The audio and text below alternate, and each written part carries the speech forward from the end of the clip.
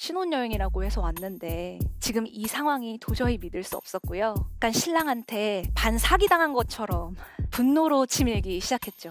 그래서 저는 결국 결심했습니다. 테마실탑 1기.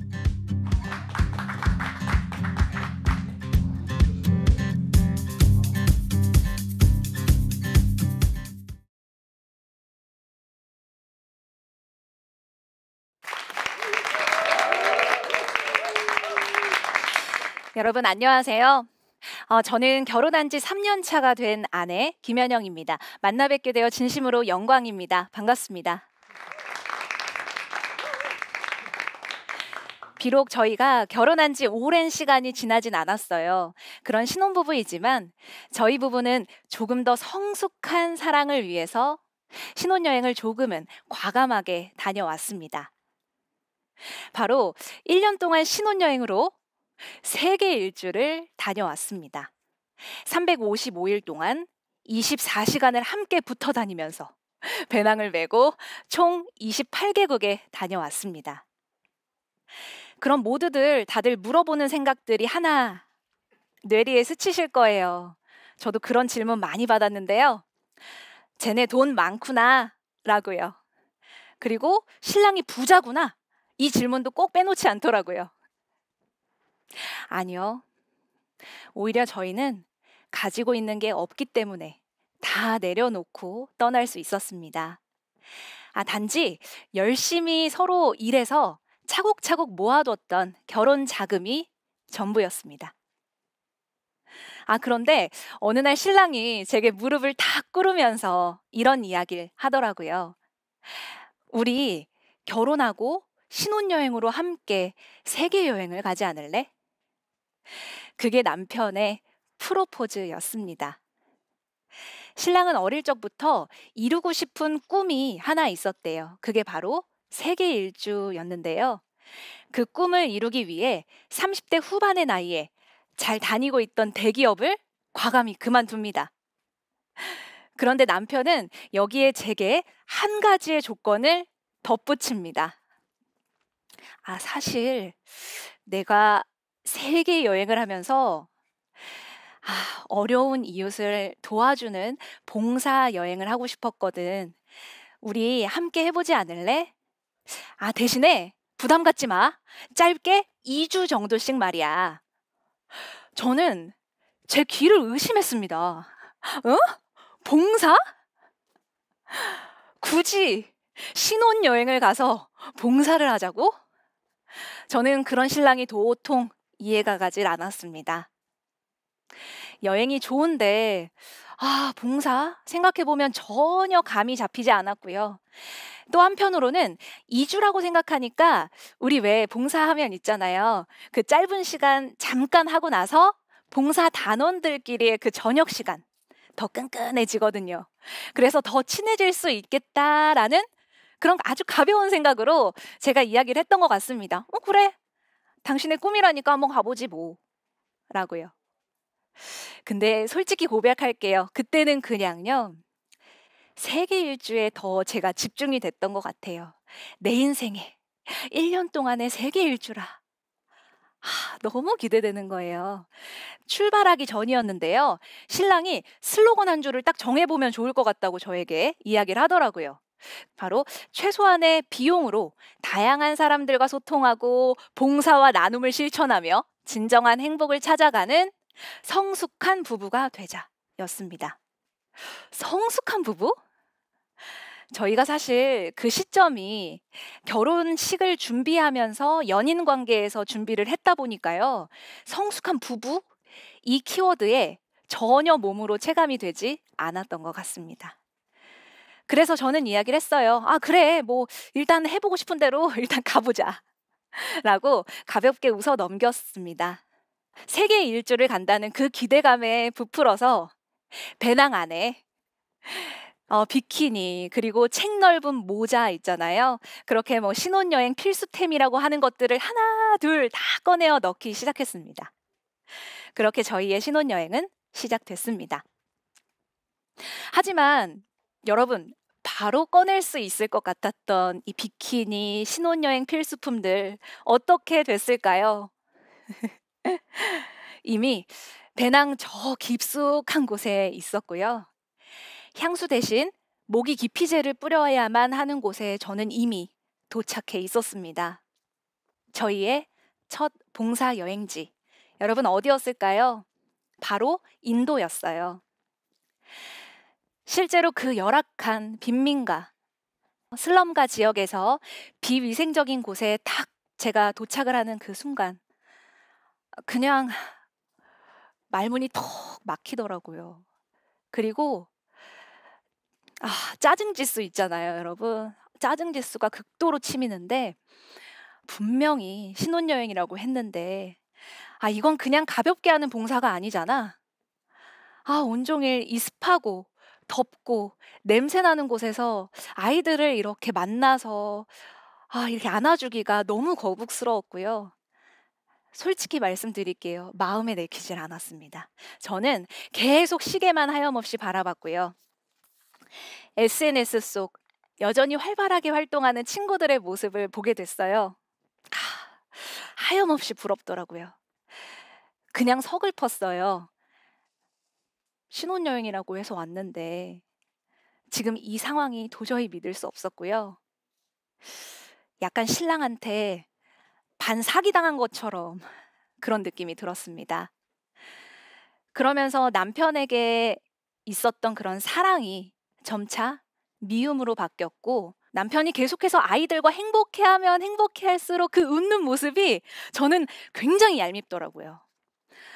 왜냐하면 나만 혼자 불행한 것 같았거든요. 괜히 왔다. 괜히 봉사하자고 했다. 하염없이 한국행 티켓을 알아보기도 했습니다. 여러분, 이뿐만이 아니었습니다. 신랑은 봉사가 끝나고 숙소에 돌아오면 또 유튜브를 올리겠다고 영상 편집을 그렇게 성실히 하기 시작했어요. 열심히 다녔던 회사원이 맞더라고요. 정말 성실했습니다. 그리고 저한테 오히려 버럭 화를 내는 거예요. 아니, 왜 당신 블로그를 안 올려? 글을 써야지, 글을. 저는 봉사 끝나면 당연히 우리만의 시간을 갖는 줄 알았습니다. 근데 저를 신경도 쓰지 않더라고요. 그저 비즈니스 파트너인가? 비즈니스 파트너처럼 대하는 이 남편에게 굉장히 화가 나기 시작했습니다. 점점 배신감에서 분노로 치밀기 시작했죠. 그래서 저는 결국 결심했습니다. 여권을 들었고요. 가출했습니다. 내가 진짜 한국을 가고 말지. 왜 여기에서 무슨 부귀영화를 누리겠다고 그래 잘 먹고 잘 살아라 이놈아 하면서 제가 문을 박차고 나와버렸습니다. 더 놀라웠던 사실은요. 제가 나온 지 2시간이 되었는데도 연락 한 통이 없는 남편이었어요. 남편은 편집에 집중하느라 제가 나간 줄도 몰랐다고 합니다.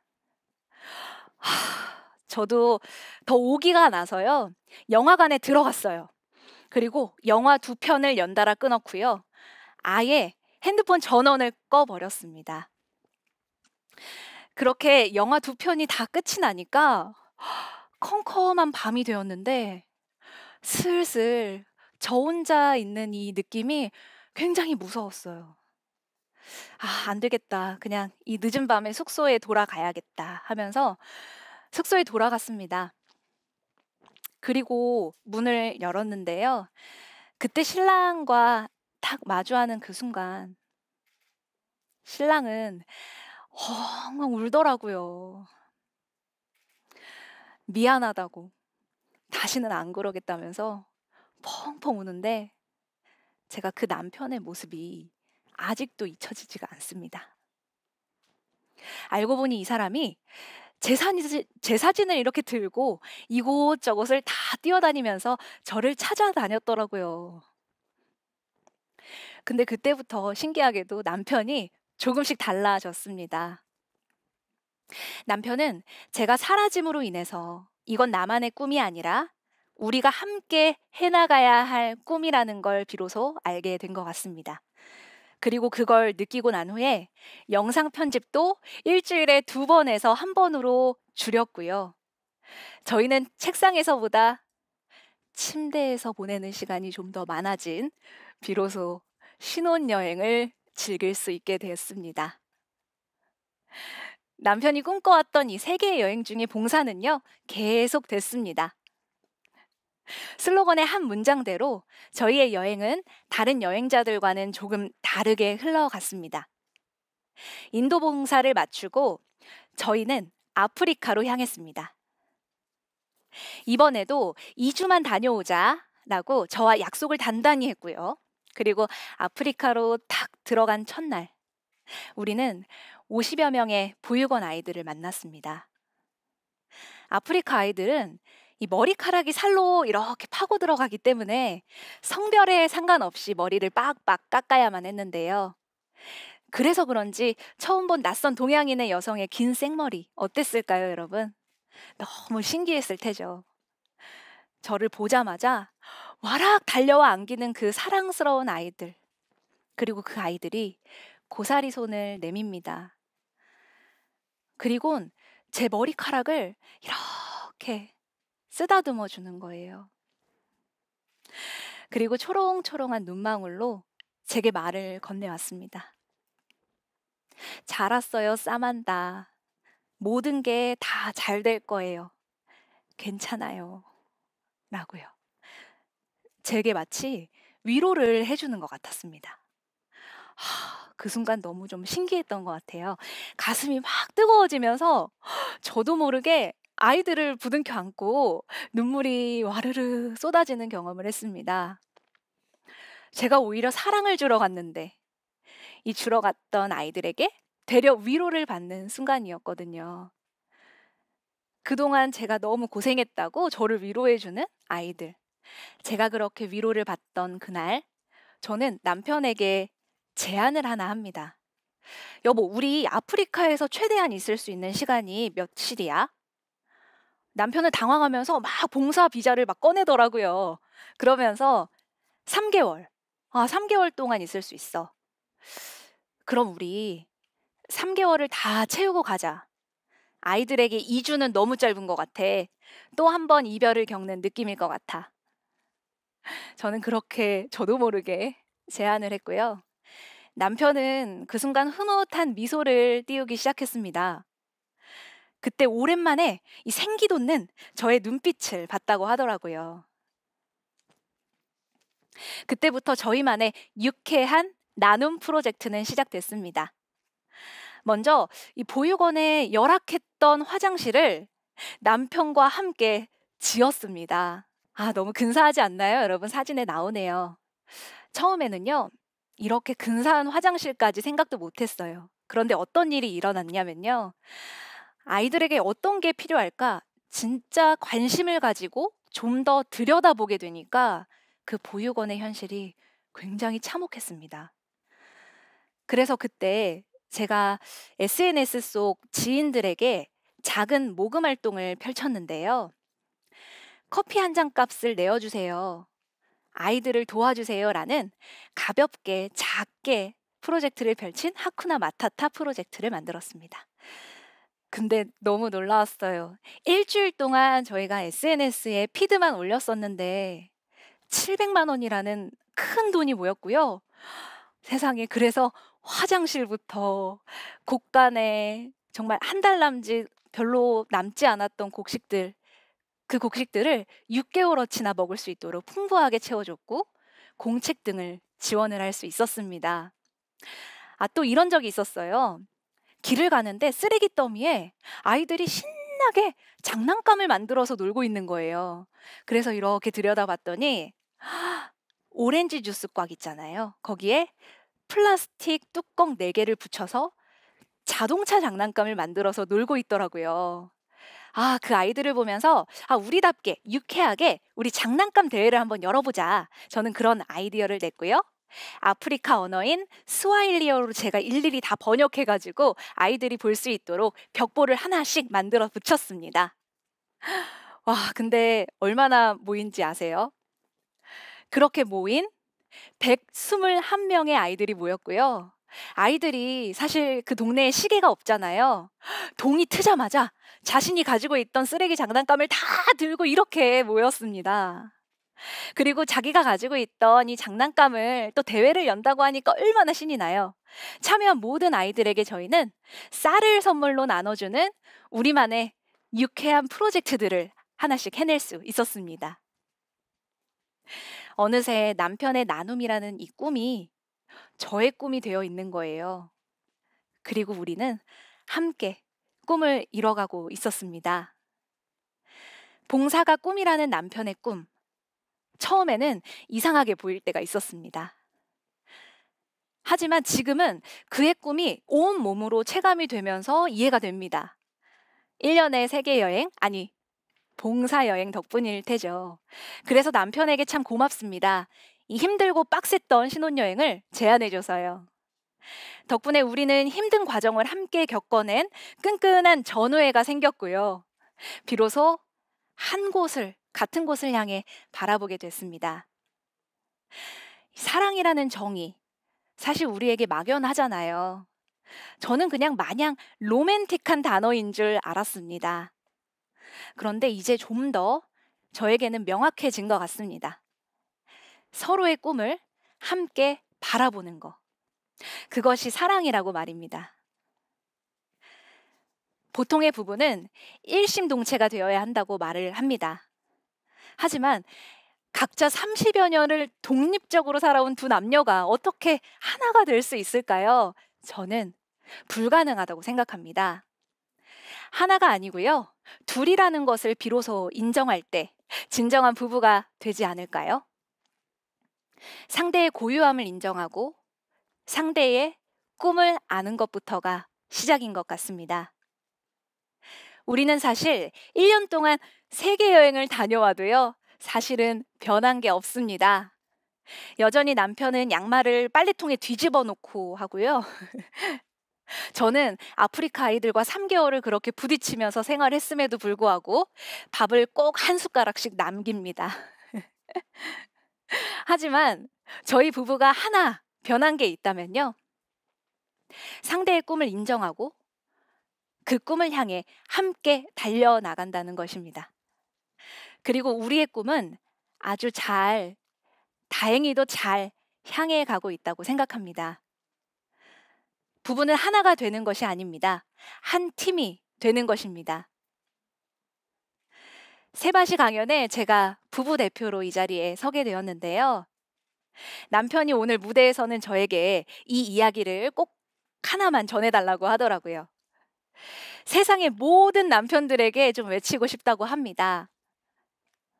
아내는 절대로 변하지 않는다고요. 아내가 처음엔 변하길 기대하면서 세계 여행을 계획했던 순간도 있었대요. 그런데 제가 가출을 했던 그 순간 느꼈다고 합니다. 아내가 지금 내 옆에서 살아 숨쉬고 있는 것만으로도 감사하다고. 그리고 정말 지금까지도 제게 무언가를 원하거나 바꾸려 노력하지 않고요. 있는 그대로 봐주려 노력합니다. 상대방을 있는 그대로 인정하고 그의 꿈에 함께 동승해 보세요. 함께 성숙해져 갈 것입니다. 어느새 그가 만든 슬로건 한 줄은 진정으로 우리의 슬로건이 되어 있었어요. 봉사와 나눔을 실천하며 진정한 행복을 찾아가는 성숙한 부부가 되자. 저희는 앞으로도 진짜 행복을 하나씩 찾아가며 나눔을 실천하는 성숙한 부부가 되는 꿈을 지속적으로 이뤄가면서 살아가려고요. 여러분은 여러분의 배우자의 꿈을 알고 계시나요? 지금까지 강연의 김연영이었습니다. 감사합니다.